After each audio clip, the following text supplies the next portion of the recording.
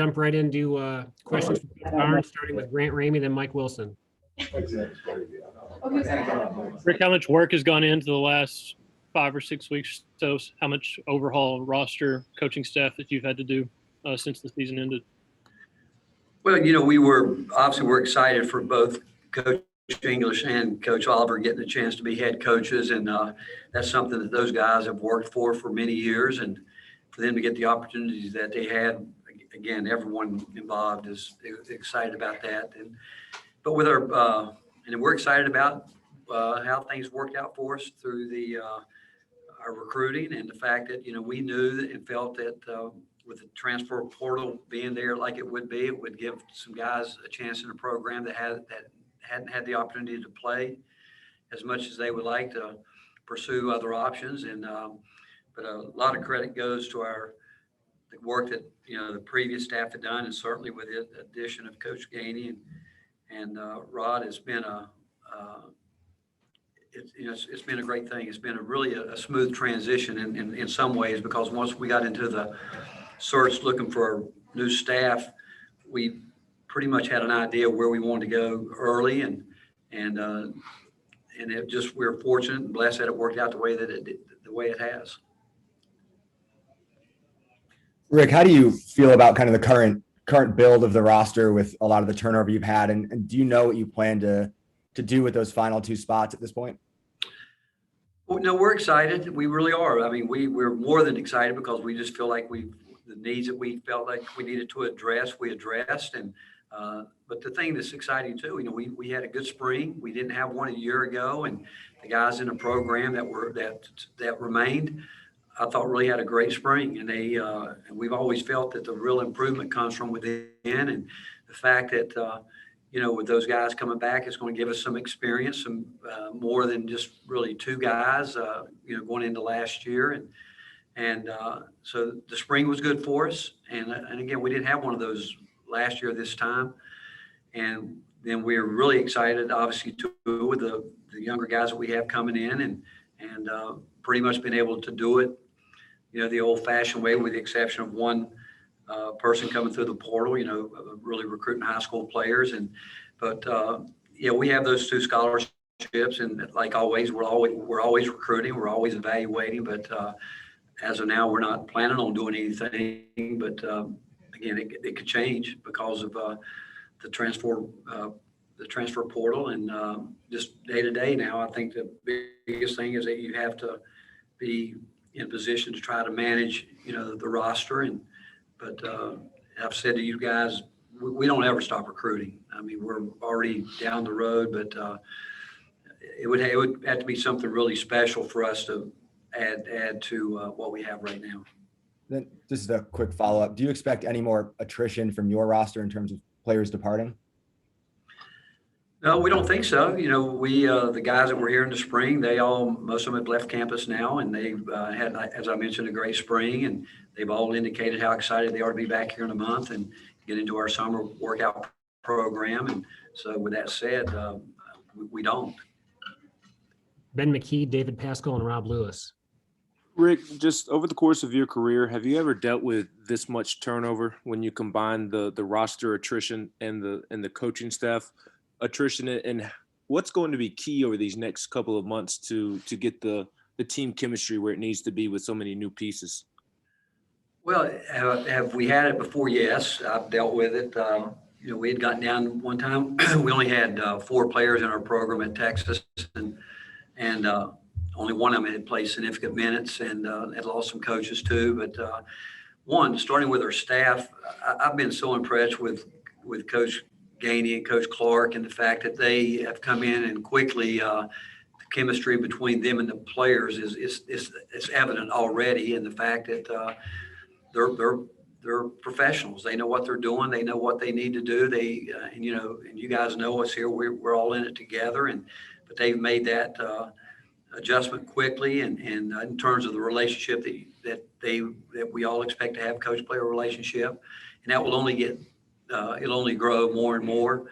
But what we always count on when we have the guys that are coming back, is to help lead these young guys and show them the way and get them up to the speed that it takes to compete at this level. And it'll take everybody involved with our staff. I mean, everyone, because we really do try to pride ourselves on the fact that the player-coach relationship. But I've also said to you that works both ways, and we just feel good about these guys and the fact that every one of them they've indicated to us how they're excited about getting here, wanting to get started right away. And so that's again something that we're looking forward to, because we didn't get to do that last year in June, and it was exciting to be back in the gym, for a couple of weeks here, for a couple of workouts with the players that are coming back. And we expect those guys to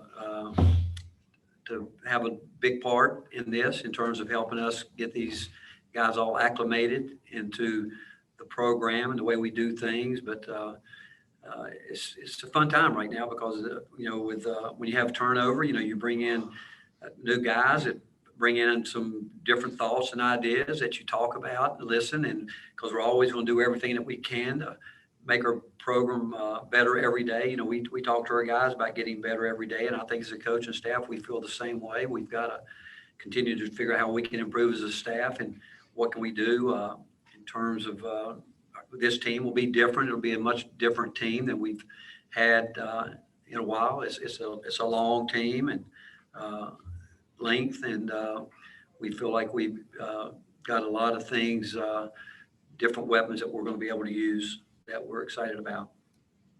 Rick, along those lines, and I know this may not even be fair given it's not the first preseason practice drill yet, but do you go into years saying this team is built better than some other years? I mean, do you go in saying, given the roles and given the dynamic of this team that you've assembled, I mean, could this be a better built team given more defined roles? Well, I think it goes back to, every year you're trying to, put together the best group that you can put together, and hope that things work out. Just like a year ago, I go back to the excitement we had a year ago, but did not understand what the COVID would do to all of us involved in college athletics. And I've said before, I mean,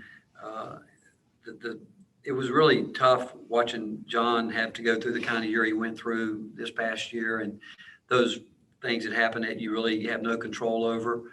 It's tough to watch, but that's why, again, we're excited about him coming back, and the other guys have played big minutes.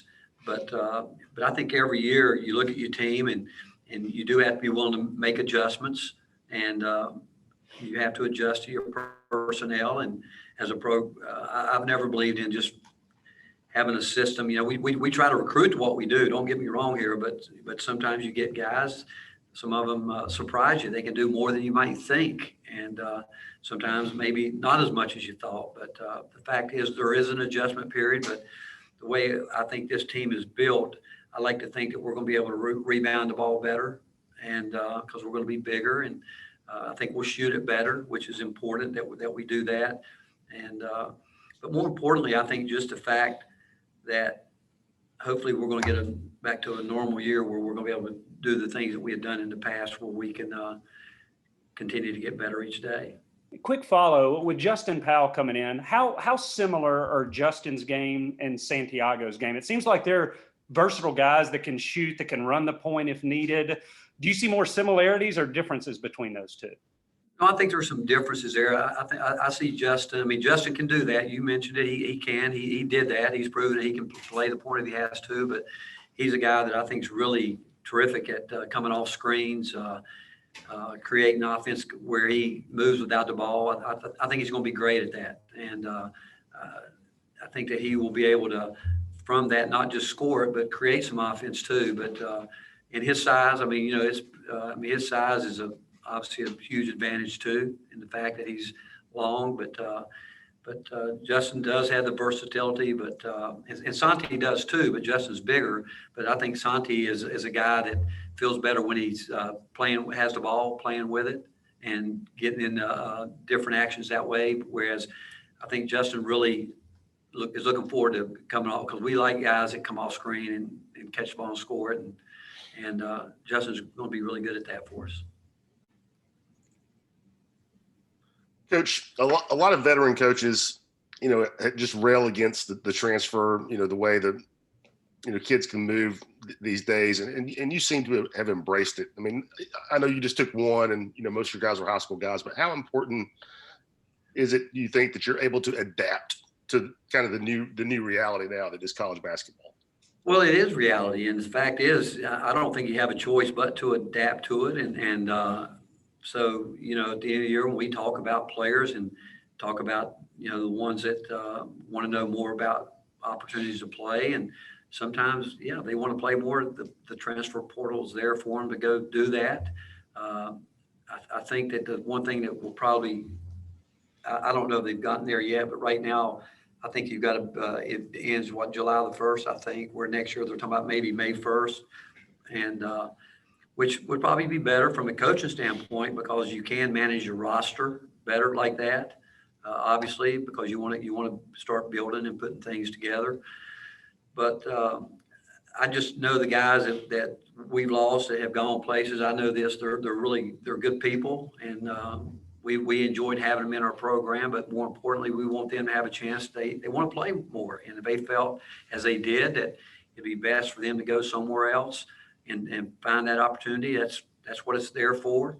And on the other hand, when guys go into the portal, if we think they're good enough to come here and help us fill a need, and it goes both ways. Players can use it, coaches can use it, but the reality is it's here, and you have to adapt to it.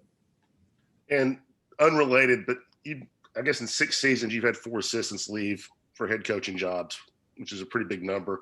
Is that more about the kind of guys you're hiring, or is that something you're doing to develop them, do you think, while they're here?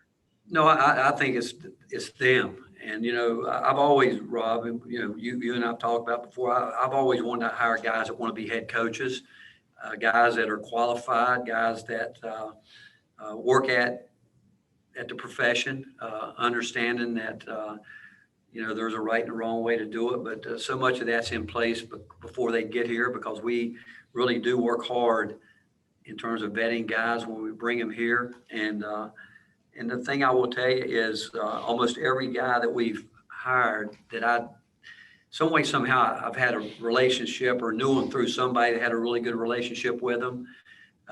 Almost everyone to the man, they're better than advertised. And I think the same thing true of Coach Gainey and Coach Clark. I really believe that when you get around people, and I've said it before, until you really get around people and are with them on a daily basis in conversation, and you're not sure, even though you want to be as sure as you can when you make the hire. But I can tell you that the guys that we brought with us, it's really a compliment to them, the way they've attacked the profession, the way they've had their sights set on being head coaches, and the fact that they've done things the right way. They want to do things the right way, but and it's a compliment to them, but it's also a compliment to our program that they've been able to come in, and I like to think they've been able to learn some things while they're here. But yet it goes back to our hiring, that we feel like we have an incredible opportunity here for all of us, including myself, and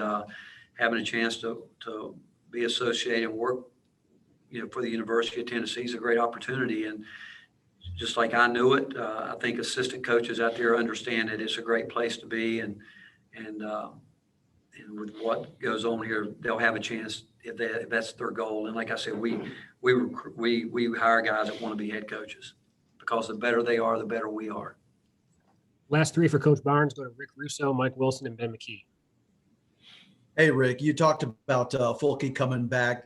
How much did you help him with that decision? And Rick, with his experience, do you almost see him as a player coach out there on the floor for you next year? Well, Rick, what we did, we gave Fulke space. We obviously let it be known that we wanted him back, and he's welcome here. He would always have a spot here if that's what he wanted to do.